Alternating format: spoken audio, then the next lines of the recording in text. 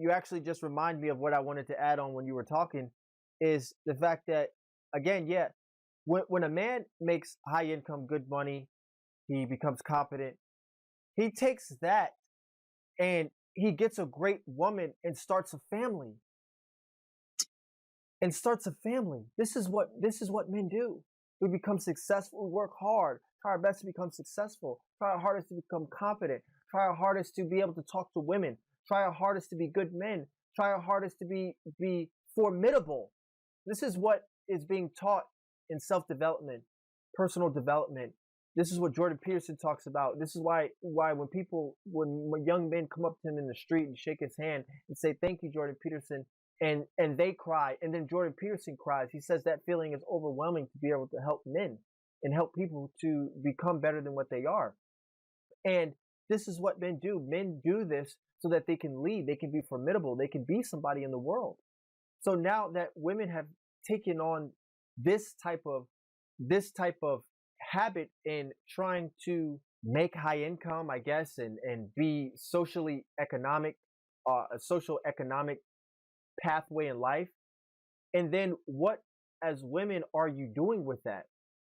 What we're seeing is you're living a life of being single, and you like dogs or do you like cats? And I say that because which one do you prefer? Because that's the life you're going down, where you're going to choose one as a companion, because you're not choosing a man as one. You're not choosing kids as one. And men don't do that, right? And then, so again, why are you doing this? Are you just aspiring just to have a high income and just live by yourself? Well, that sounds very happy. No, it doesn't. Right. It sounds very lonely, because men don't do that. So I say this: if you are a woman who says, because remember, even if you are aspiring to a highly successful financial or economic life, still you're going to be average at best. So why be average at best with a dog or a cat, no man, no family, no kids? That sounds like happiness. No. If you really are to expound to that life, because I do believe some women need to do it. We do need women to do this. But no doubt. But it needs to be, listen, I'm starting my own law firm.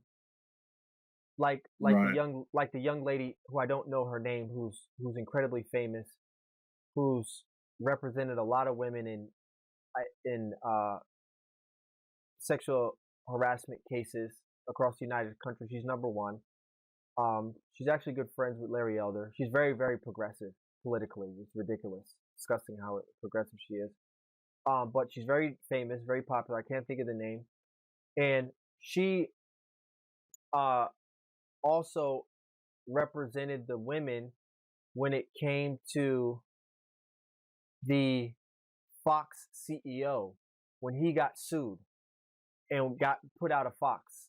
I can't remember his name off the top of my head. Weinstein.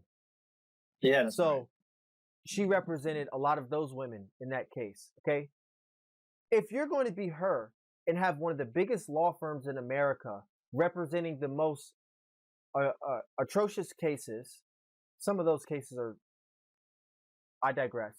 But if you're doing that, striving to work in the STEM field to cure cancer, to cure disease, to help Elon Musk send spacecrafts to Mars, to have credible advancements that are not being done nowadays, then I say, yes, do it. Yeah, because high impact. Because that requires a life sometimes of solidarity.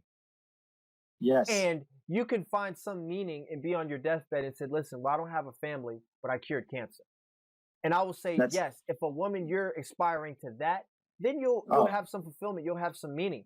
But just to aspire to some 80, 90K, 100K income and have a couple of dogs and cats, no man, and no family, you're living a life of loneliness.